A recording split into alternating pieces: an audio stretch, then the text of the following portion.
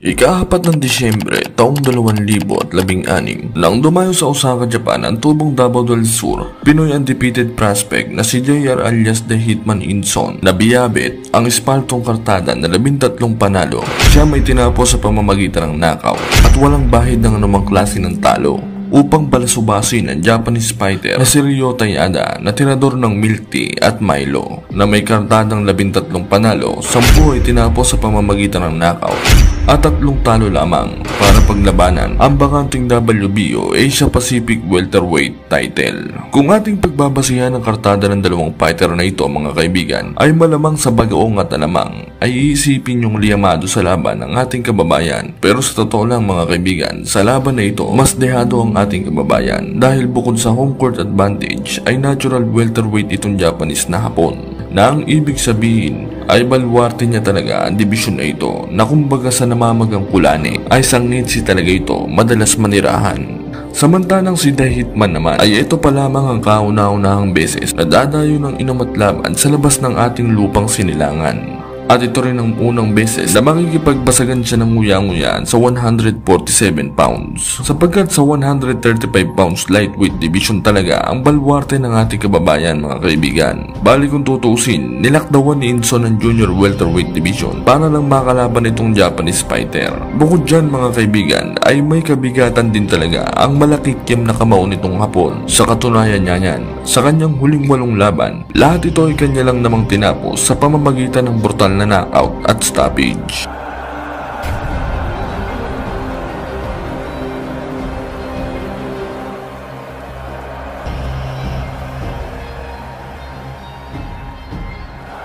Sa kanilang weigh-in naman, talaga namang makikitang tingkad na tingkad ang buhok ng Hapon. Walang hiyamo dilaw, tumerno pa sa mouthpiece May hiyamo sisiw na bagong bunot sa palabunutan. Nakakasilaw, kulang na lang palimliman Samantala, tumimbang ang Hapon ng 146.5 pounds, samantalang ang dumayong Pinoy naman ay 143 pounds lamang. Kaya naman pagdating sa bigat at laki ng betlog, ayos na katawan, ay dehado talaga ang Pinoy fighter. Pero ganun pa man mga kaibigan, kahit tila argabyadong pumasok sa baluarte ng kangkungan ng kalaban ng ating pangbato, ay nakuha pa rin itong maghalimaw sa laban. Unang round, agresibo agad ang hometown fighter. Palong-palo pa sa palong-palo ang mukha nito na mahiyamo kalabaw na tumira ng isang Kong Sting at Cobra. Samantalang ang Pinoy naman ay tila nakikiramdam pa lang na mahiyamo pusang leader ng akyat bahay gang na tamang masid pa lamang.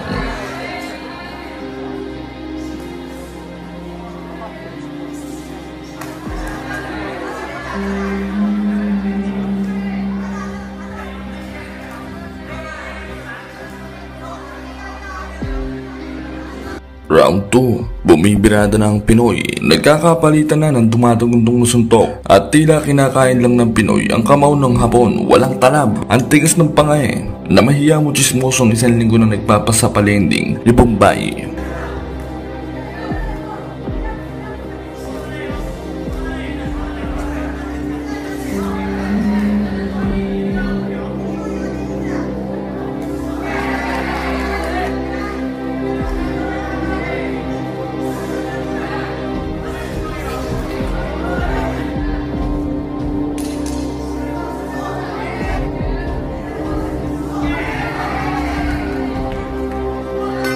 Sa third round naman, sa kauna-unahang pagkakataon, nakascore ng knockdown si The Hitman matapos kumonekta ang kanan nito sa mukha ng Hapon.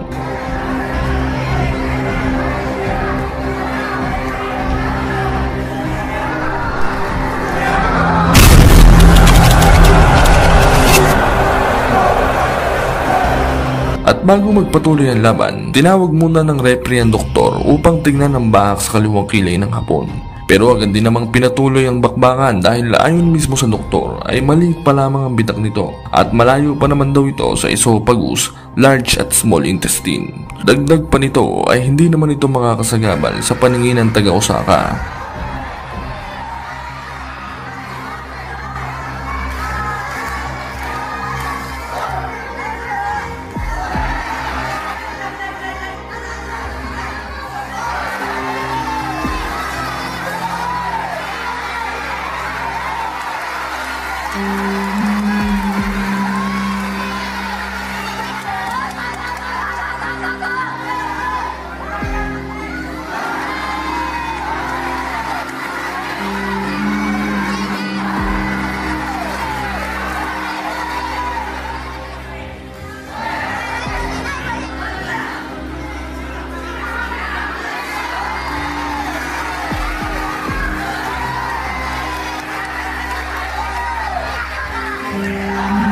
Round 5, niraratrat ng Pinoy ang Hapon na mahiya mo ko na yung pinainom ng Viagra Trobus. Talaga namang palong-palo ang mga kombinasyon.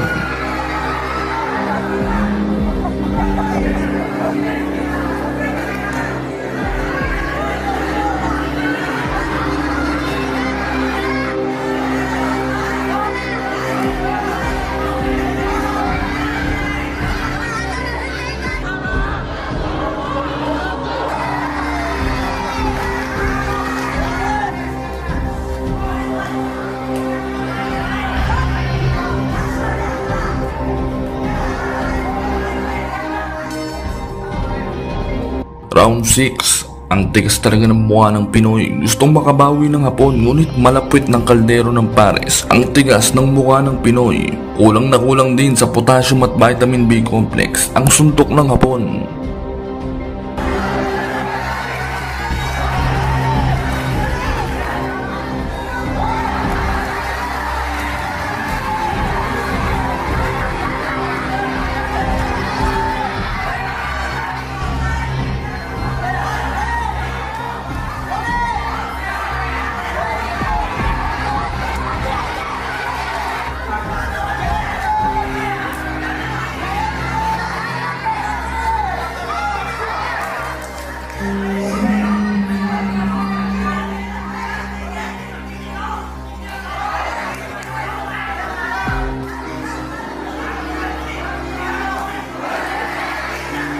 Sa kalagitnaan naman ng round 7, bumagsak na naman si Ryota nang masampiga siya ng kaliwa ni The Hitman. Ngunit katakatakang hindi ito binilangan ng referee. Walang foul, ref.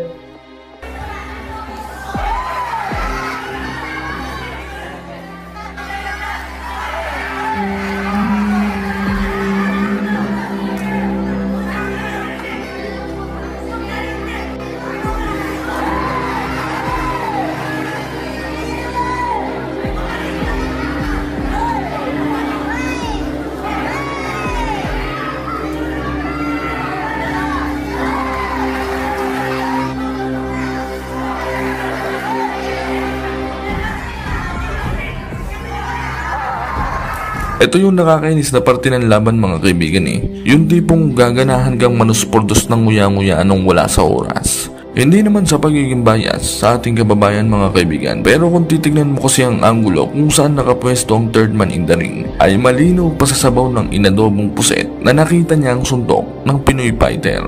At kung titingnan niya natin ang dalawang nakaunahang paan ng dalawang mananabas, ay kitang-kita na hindi naman nagkabanggaan at hindi rin ito nadulas sa balat ng saging. Kaya naman klarong-klaro talaga na ang suntok ng ating kababayan ang dahilan kung bakit bumagsak ang kanyang kalaban. Kita nga rin na kahit si The Hitman ay sumesenyas na si referee na ang kaliwang kamay niya nakatama, na kulang na lang ay hampasin niya ng kulungan ng daga at manok sa sobrang buwiset. Subalit hindi naman siya pinansin ito at sininzone lamang ang Pinoy. Pero ganun pa nga mga kaibigan, may kasabihan niya ang matatanda na cheaters never win. Pangit man sa pangit sabihin, pero may pagkabayas talaga itong Barabas na referee. Dahil imbis na bilangan niya itong si Yana ay hindi niya ginawa sapagkat nadulas lamang daw ito sa balat ng takoyaki. Kaya naman imbis na may pagkakataon pa sanang makarecover pa ng kahit ilang segundo ang hometown fighter, ay mas lalo pa niya itong ipinahamak. Kaya naman nang muling pinagmukbang ng suntok ng Pinoy ang Hapon na sa sobrang lakas ay mahiya mo hinampas ng isang bilao ng sinukmani, ay muli na naman itong bumalagta. Buti na lamang sa pagkakataong ito ay binilangan na siya ng referee sa wakas. Kung hindi naman talaga niya binilangan yun, papaluin na siya ng buhay na mamali at hagdan ng kampo ng ating kababayan. Nagawa pa namang tumayo ng Hapon at magpatuloy, pero isang segundo pa lamang ang nakakalipas ay muli na naman itong bumulagta matapos tamaan ng matitinding suntok na mahiya mo hinampas ng washing machine. Kaya naman sa pagkakataong ito ay tinigil na ng third man in the ring ang laban. At siguro napansin na rin ng referee na may hawak ng mga dilata ng sardinas at kalaykay ang corner ng ating kababayan na akmang nakahamba na sa kanya. Kaya tuluyan na nitong idineklara na tapos na ang laban. Panalo na ang ating kababayan.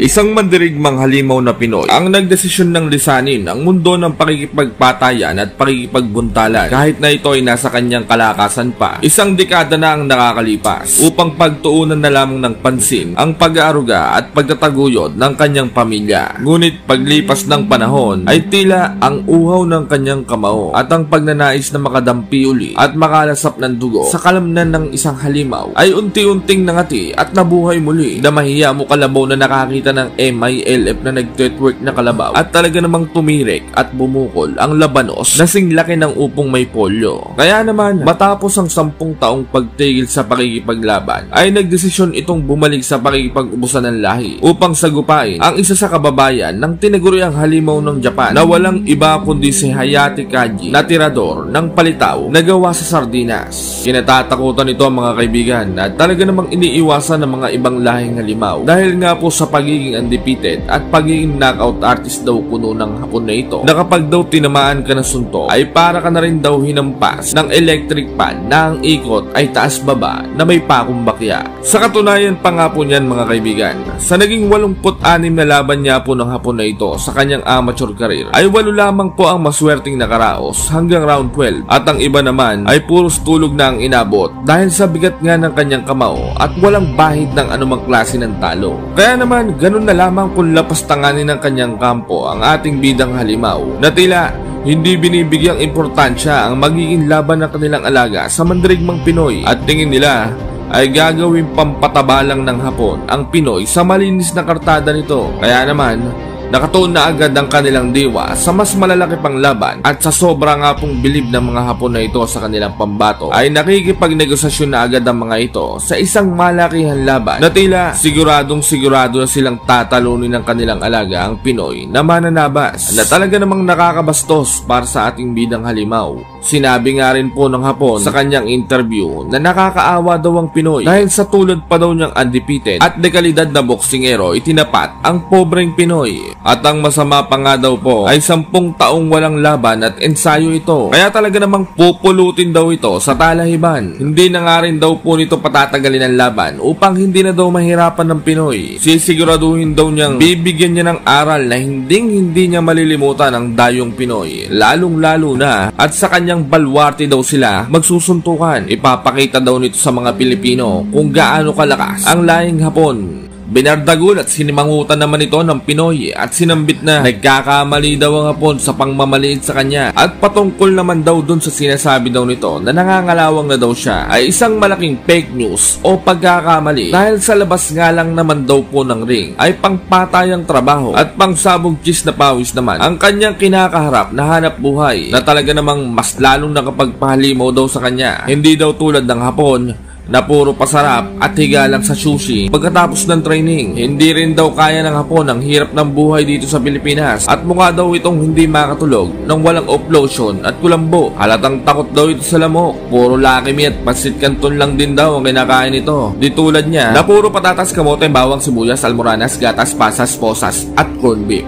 Ngunit kung bago at kakapadpad mo lang sa channel na ito mga kaibigan ay baka naman pwedeng makahiling sa iyo ng isang like, comment at higit sa lahat ay subscribe. Pakisampigan mo na rin ang kampana dyan sa tabi para buena mano ka palagi sa mga bagong upload. Ginanap ang kanilang sagupan as usual sa balwarte ng mga Hapon sa Tokyo, Japan. May malinis na kartada ang Hapon na 15 panalo, 3 lamang ang maswerteng nakatawid ng round 12 at walang bahid ng anumang klase ng talo. Samantalang ang Pinoy ay may 20 panalo, 8 ay tinapos sa pamamagitan ng knockout, 2 draw at 6 na talo lamang. Sa mismong laban, mahahalatang masyadong malaki ang Hapon kumpara sa Pinoy. Nagpapakiramdaman pa lang din ang dalawa sa diin na suntok ng bawat isa. Makikita rin parang hindi tumigil ng 10 taon sa pagbaboxing ang ating bidang halimaw. Dahil sa liksi nito na mahiya mo si Bugs Bunny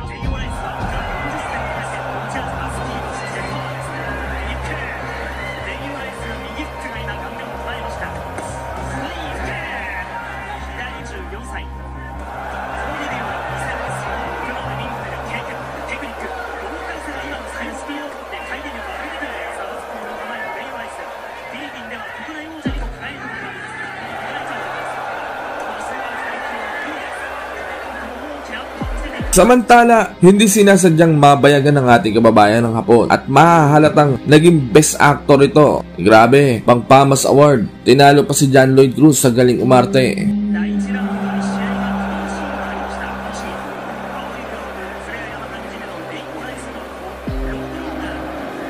Round 2, nag-i-hysterical ang mga Japanese fans at ang commentator dahil sa pagkaka-corner at sunod-sunod na patama ng Hapon sa ating kababayan. Ang hindi niya alam ay makunat pa sa makunat ang nguya-nguyaan ng ating bidang kababayan, Malamar Mall.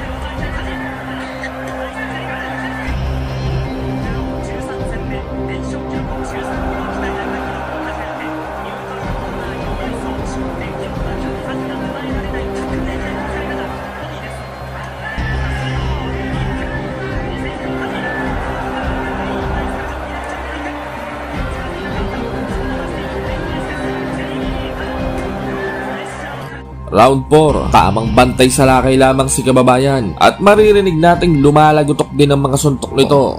Malalata ng corn beef at lato-lato. Samantala, nagliligalig ang mga komentator at ang mga Hapon sa tuwing napapasandal sa lubid ang ating kababayan, mga kaibigan. Mahiya mo mga ekop ng bibi na sirit oh. Ang sasarap pasakan ng medyas na isang linggong walang palit ang mga buwanga oh.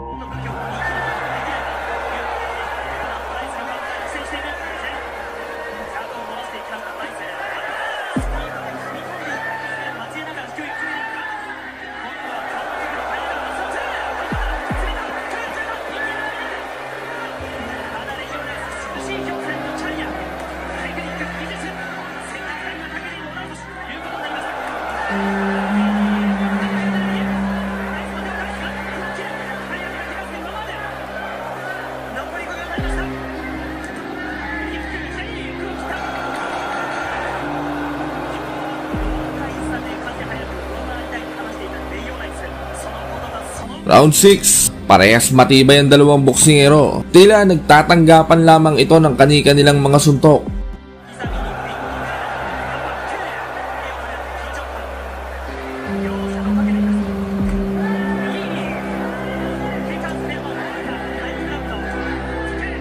Samantala, bahagyan napatigil ang ating kababayan na tila sumisenyas na tinamaan daw ito sa balakang. Ngunit hindi malinaw kung doon niya o sa ethics na hindi naman pinansin ng Hapon na referee. At ang Japanese boxer naman ay sinamantala ang pagkakataon na mamatitis. Dagli-dagli ang sumugod nang makita ang Pinoy na tumigil.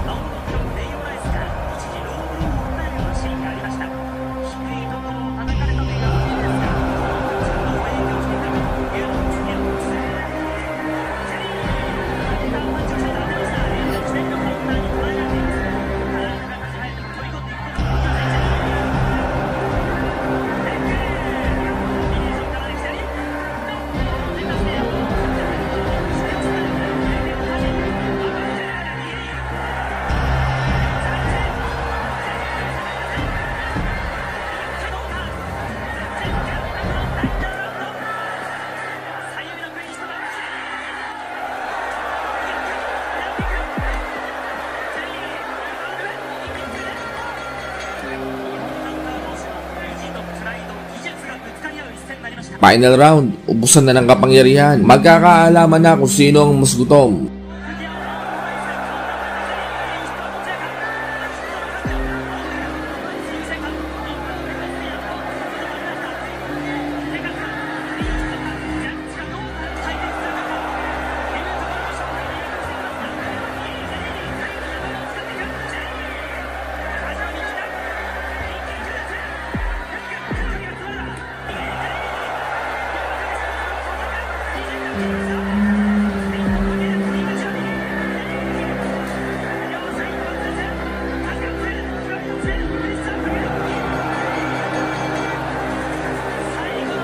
sobrang dikit nga po ng laban mga kaibigan. Kaya talaga namang nahirapan ng mga hurado sa kung sino ba talaga ang nanalo. Ang una nga pong hurado ay pumabor sa ating kababayan. Nagdala ito ng 77-76 pabor sa ating kababayan. Samantalang ang pangalawang hurado naman ay pumabor sa Hapon na nagbigay ng 77-75 na score. Samantala, ang huling hurado naman ay nagbigay ng 77-76 pabor sa